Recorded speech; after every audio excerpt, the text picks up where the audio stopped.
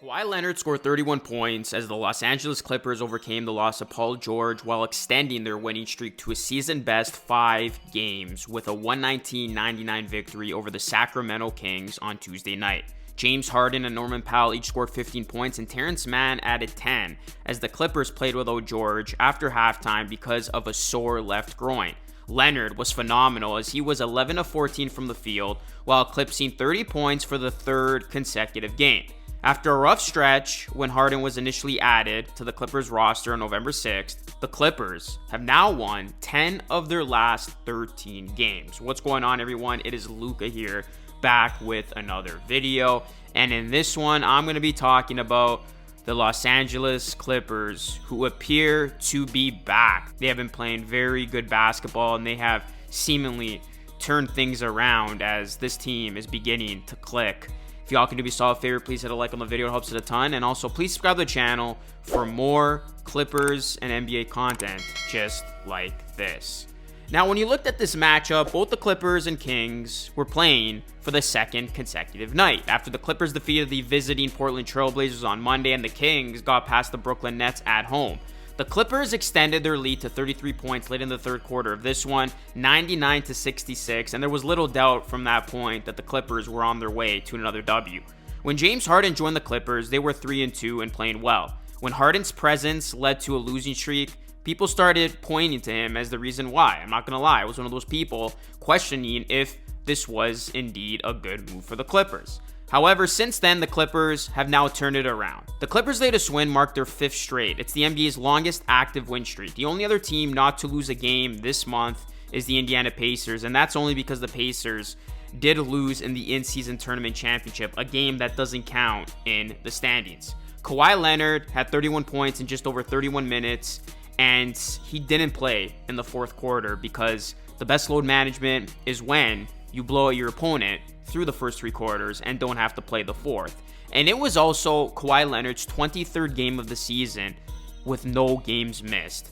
People were quick to make jokes and poke fun and say that Leonard and George were going to be at the forefront of the NBA's new player participation policy, but the times have changed, guys, and the Clippers, they have been at full strength for the most part. And speaking of Leonard, he is starting to find his impeccable form. Kawhi Leonard, over his last 5 games, is averaging 28.6 points per game, 5.4 rebounds per game, 5 assists per game on 60.2% shooting, 51.9% shooting from 3, and 100% from the free throw line. Pete Kawhi Leonard is back as well.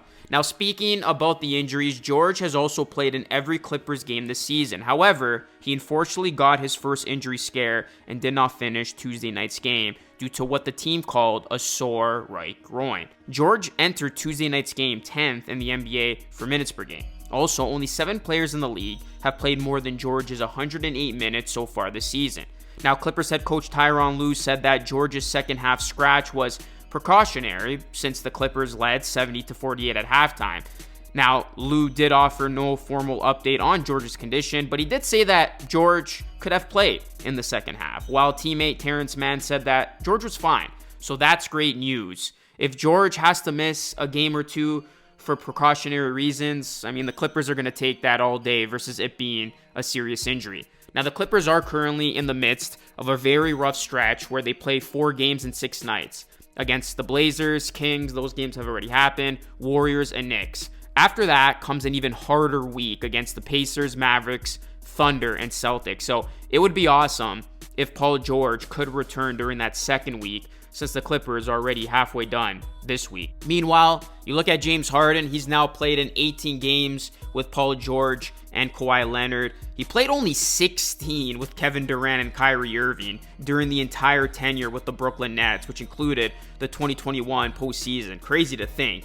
And it may only be a 10-8 start, but playing all these games now promises that they're going to continue to build the chemistry and the continuity with one another, which is going to prove to be huge in spring. And this is a fun fact for all of you. The 2011 Miami Heat started 9-8 before reaching the NBA Finals, so the Clippers, they could very well be okay after their rough start. The Clippers have responded to all the adversity, and I mean, they have just taken whatever negativity was thrown their way and they have used it as fuel, as they are now 7th in the West with a 13-10 record. The Clippers, they are getting great shots, and they are shutting down offenses in December. Only 3 teams have a higher field goal percentage than the Clippers, and only 4 teams have allowed a lower field goal percentage since December began. So the Clippers have been doing it effectively on both ends, and obviously there's still more work to be done for this Clippers group as they continue to gel and get very comfortable with playing with each other, and the bench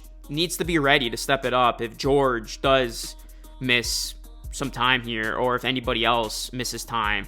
But the most important thing on this team was how the stars were going to align, and you look at the chemistry that is brewing. You know, James Harden looks comfortable. He's been playing well. He's coming off 15 points, 7 assists, 6 rebounds. Kawhi Leonard is now looking like the superstar type player that we have expected to see.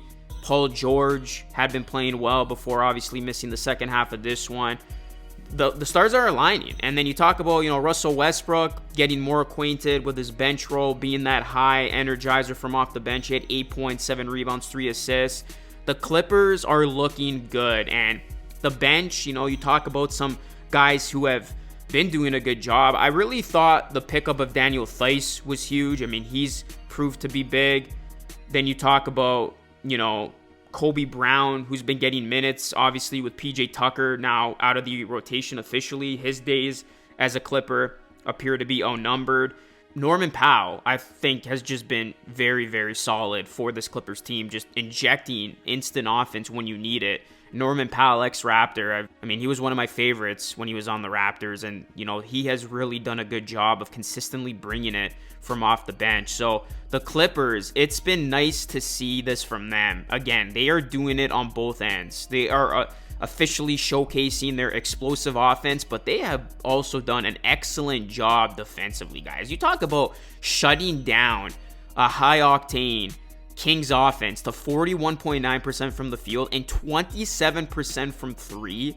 Again, both of these teams were on the second night of a back-to-back here, so you can't use the excuse that Sacramento was tired because this was a back-to-back for them. No, the Clippers, you know, they got the job done, and they continue to neutralize teams, and this is becoming a scary bunch. The fact that they are figuring things out, their stars are playing well with each other.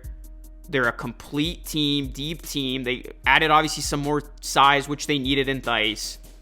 If this team stays healthy, which has just been, you know, the one thing that we've always talked about when it comes to this team, they're going to be a problem in the Western Conference because the Clippers, they have what it takes to go up against anybody.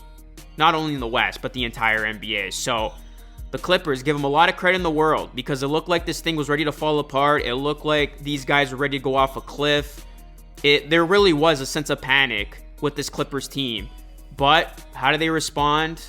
With this 5-game winning streak, and they got their fans feeling good about how much better this team can become as the days progress and the games are played. So we will see how the Clippers look from here, but yeah, they are on a 5-game winning streak. They got a vulnerable Warriors team that's been struggling. Green's probably going to miss that game on Thursday, and the Clippers can just keep on racking up these wins and find themselves at the top of the West, as things are very, very close in the Western Conference. So just want to do a quick one on the Clippers, guys. What are your thoughts on this team and how they've been playing thus far? Hit a like on the video, subscribe to the channel if you aren't new. That is it for me. It's Lucas signing off. As always, thanks so much for watching. I'll catch you all again in the next video.